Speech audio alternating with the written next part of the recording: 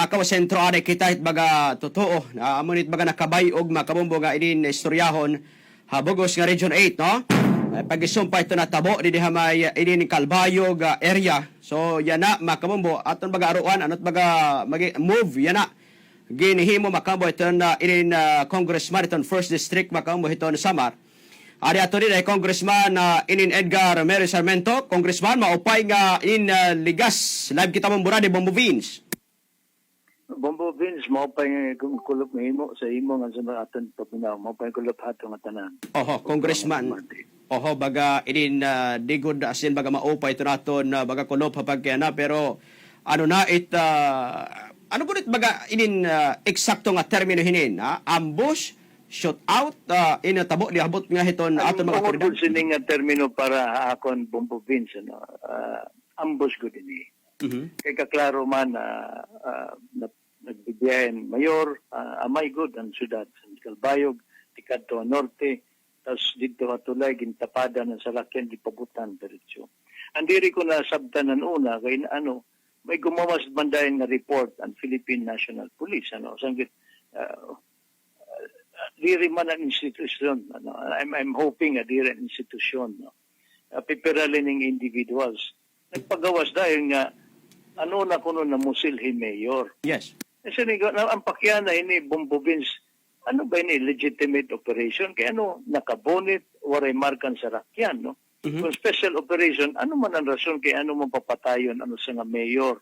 And the father of the city himself nga, waray man gimbubuhat nga, diri maupay kung diri kaupayan. Diri kasabot ito. Sanglit, diri ko makikita ang partiality, no? An impartial report, no? But rather a partiality if ever the Philippine National Police will investigate it. So, anatong gimbuhat yan na may that meeting kan Secretary Guevara, yan ang alas 2, no?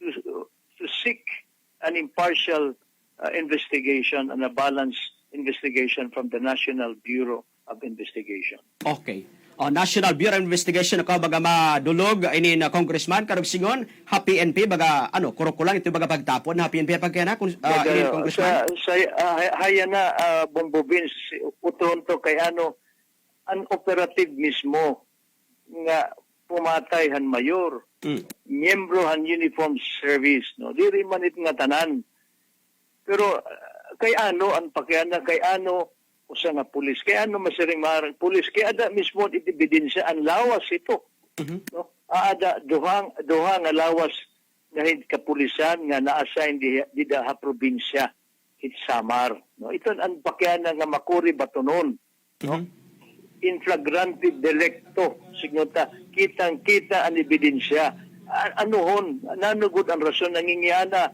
ang bugos nga Calbayog noon ang bugos nga Samar noon kay ano'y trason.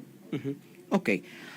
Magsuok ka mo nga kilala ni Mayor Aquino. May mga nababaruan ka ba nga threat iton iya kinabuhi, Congressman?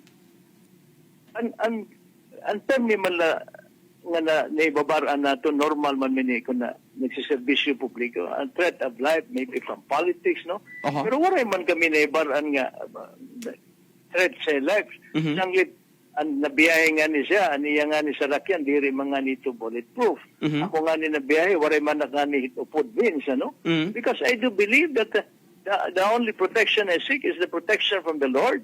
Because I trust the uniformed service, personals that we have, no? So ini si Congressman Sarmiento Bombo Vince, usa kita sa principal author sa Joint Resolution number 1 of 2018, ang salary increase nila.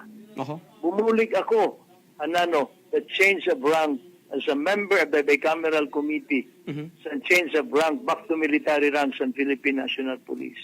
Bumulig ako, ungay ko sa bicameral pag-uli ang Philippine Police Academy sa Philippine National Police. Nasugod sini mababatian natin ang pumatay mismo San Amay, the father of the city of Calbayog, is a uniformed service member or personnel as well.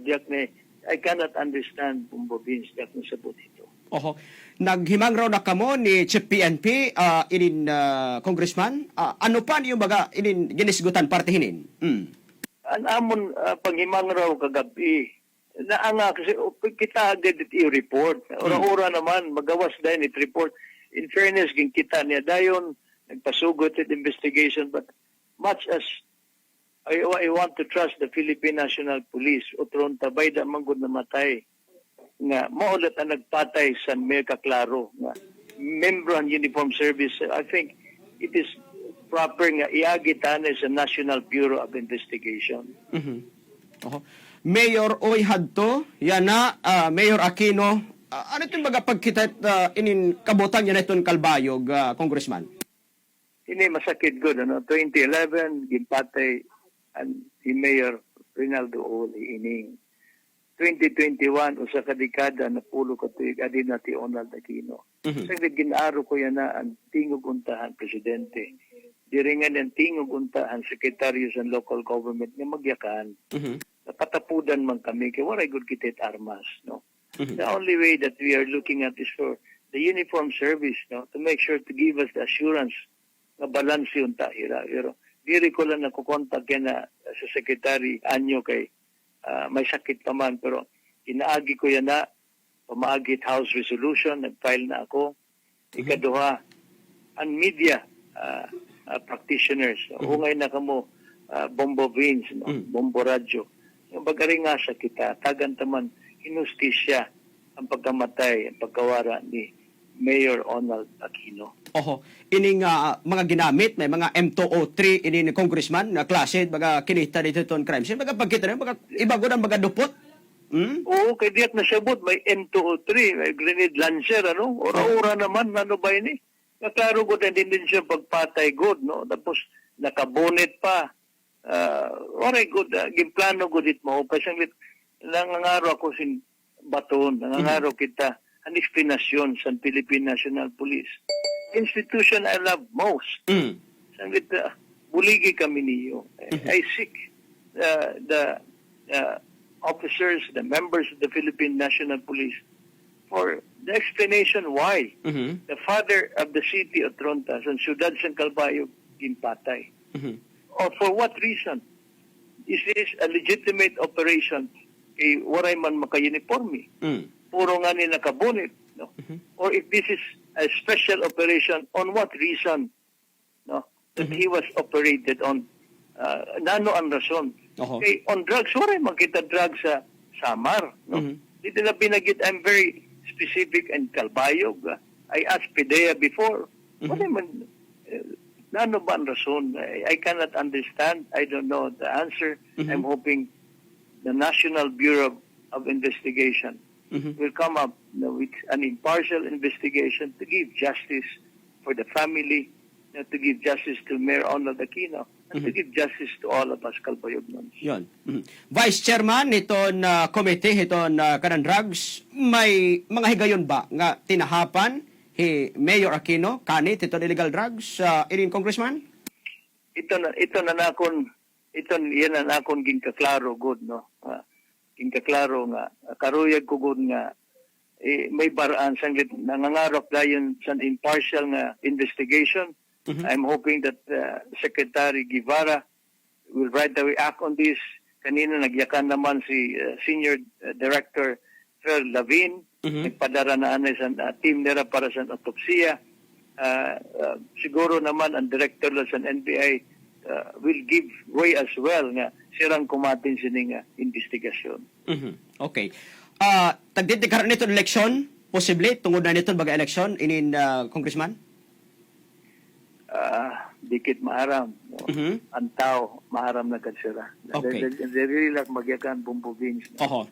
Maharam man ang tao na sabot man. Iton PNP, nagdodumara, yan na, iton Provincial Director, iton Samar Police Provincial Office, sa Police Regional Office number 8, nga nagiging meeting iton Pirapa, Chief of Police iton Calbayog, regarding iton investigation, kung ano't maging resulta, inin Congressman. Expect niyo, pabor ini nga tayra, or ano? Anakon baton sini Bombo Vince, no? Kapiranak nagsurat sa ira kay antes si Mayor, last week la, naging patay nga kapitan nga duha. Yes. Ang bungtuhang tarangnan. I wrote a letter as well, seeking for an explanation. No? May committee bagyapon nga gin create sira. Pero kinahanglan namo ng baton, no? Kinahanglan namo ng saktugod nga explanation labi na gud yan nga may nakuha nga duha tulo ba ka tawo nga namatay didisan uniform service ng Philippine National Police nga mao nagpatay kan Mayor Ronald Aquino. Na siya. For the record, Congressman, imbestigahan ba niya Kongreso? Oo, nag-file na ako in-house resolution. Iagi ko gud sa tama, no? Kaya kinahanglan maimbestigar gud ang Kongreso para gamayada sa tama nga baton, no? Okay. Kinahanglan gud naton under oath, no? Mangingana kita. Nano gud ang rason kay nano usa mismo nga kintatawag nagsiservisyo publiko ang amay sa syudad impatay sa pulis. Diyak ng sabot sita. I cannot understand. Okay. So, well, anyway, namamati atong bugos sa Region 8, kabugos atong Samar, mensahe nimo labi sa mga Kalbayog, Congressman, go ahead. Sa ato mga kabugtuan sa Region 8, labi na gud ang syudad sa Kalbayog, ang Primero District ng Samar. Maramang kita ini nga ginbubuhat, no? Sa una pa, ang resulta sini, ang hirap panghadlok sa aton. Taganta anesthesia ang pagkamatay ni Rinaldo Uy yana si Ronald Aquino. Ayaw kita, kahadlok tindog kita ang kaupayan. Padayunan ta ang iya gintikangan. Padayunan ta ang ato pagtindog ang kaupayan. Salamat Bombo Bin sa nimo ginatag nga panahon. No? Hustisya ang among ginbibiling. Bato naman kami. Nakikimaluya ka kan President Mayor Digong Duterte, buligi kami. Alayon man, kita aman, an imo, bug taliwat, umagi ka man pagka-mayor, Mr. President. I appeal sa imo. Okay. Samar First District Congressman Edgar Mary Sarmiento. Congressman, damong salamat mo, paingaligas. Thank you so much. Damong salamat, Bombo Vince, sa imo nga sa programa sa natin na mamati na sa kanginan. Okay, salamat, Madamo.